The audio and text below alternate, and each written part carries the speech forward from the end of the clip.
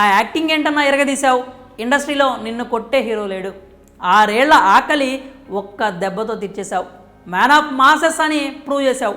Dance అంటేనే ఎన్టీఆర్, ఎన్టీఆర్ అంటేనే dance. Tarak నట విశ్వరూపానికి పాత రికార్డులు బద్దలవుతున్నాయి. ఇలాంటి రేర్ రికార్డ్స్ నీకు మాత్రమే సాధ్యం.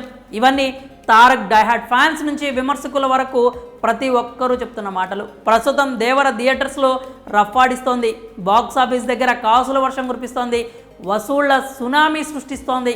కాబట్టి దేవర మీద ఉన్న అభిమానంతోనే ఫ్యాన్స్ ఇలా అంటున్నారనుకుంటే పొరపాటే.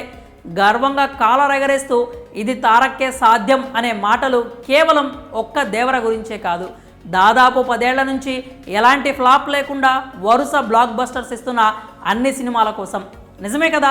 మరి ఇండస్ట్రీలో ఇలాంటి రేర్ ఫీట్ కేవలం ఎన్టీఆర్కు మాత్రమే సాధ్యం. ఆ రేర్ ఫీట్ ఏంటా అనుకుంటున్నారా? 2015కు ముందు ఎన్టీఆర్ సినిమాలంటే అందరికీ గుర్తొచ్చేది స్టూడెంట్ నెంబర్ 1, సింహాద్రి, యమదొంగ లాంటి హిట్ సినిమాలే. ఇక వాటిలో సింహాద్రి, ఆంధ్రావాలా లాంటి సినిమాలు ఫ్యాన్స్కు కిక్కించాయి.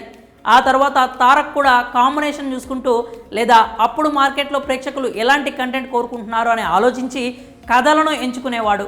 దీంతో సింహాద్రి మూవీ తర్వాత మళ్ళీ టెంపర్ రిలీజ్ అయ్యే వరకు తారక్ ఖాతాలో అలాంటి బ్లాక్ బస్టర్ హిట్ పడలేదు. మధ్యలో యమదొంగ, అదుర్స్, బాద్షా లాంటి సినిమాలు హిట్ కొట్టినా కూడా తారక్ స్టాండర్డ్స్ని అందుకోలేకపోయాయి. ఇక తారక్ ఎలాంటి సినిమాలను తీసినా అది బాగున్నా లేకున్నా తారక్ కోసం ఫ్యాన్స్ హిట్ చేస్తూనే వచ్చారు. అలా దాదాపు 10 ఏళ్ల పాటు తారక్ ఫ్లాప్స్ చూడక తప్పలేదు. కానీ ఇక ఆ తర్వాత తారక్ కథల ఎంపిక మారింది. తన అభిమానులు ఎలాంటి మాస్ ఎలిమెంట్స్ని ఇష్టపడుతున్నారో వాటికి మాత్రమే ప్రాధాన్యత ఇవ్వడం మొదలుపెట్టాడు. అలా 2015లో టెంపర్తో మొదలైన జూనియర్ ఎన్టీఆర్ ఇండస్ట్రీ రికార్డుల వేట దేవర ఆట మొదలయ్యాక కూడా ఆగలేదు. ఇక ఇప్పట్లో ఈ బ్లాక్ బస్టర్ వసూళ్ల వేట ఆగే ప్రసక్తే లేదు. టెంపర్ తర్వాత వచ్చిన నాన్నకు ప్రేమతో, జనతా గ్యారేజ్, జయలవకుశ, అరవింద సమేత, RRR, ఇక ఇప్పుడు దేవర, ఇలా వరుస బ్లాక్ బస్టర్ హిట్స్తో ఇండస్ట్రీని రూల్ చేస్తున్నాడు తారక్. ఇప్పటి వరకు ఇండస్ట్రీలో వరుస హిట్స్ ఇచ్చిన హీరో లేడు. పైగా రాజమౌళి విషయంలో తనతో మొదలైన ఫ్లాప్ సెంటిమెంట్ను కూడా తారక్కే బ్రేక్ చేశాడు. కాబట్టి ఈ రేర్ రికార్డు తారక్ మాత్రమే సొంతం అని చెప్పడంలో ఎలాంటి సందేహం లేదు. మరి ఈ విషయంపై మీరేమనుకుంటున్నారో మీ అభిప్రాయాన్ని కామెంట్స్ రూపంలో తెలియజేయండి.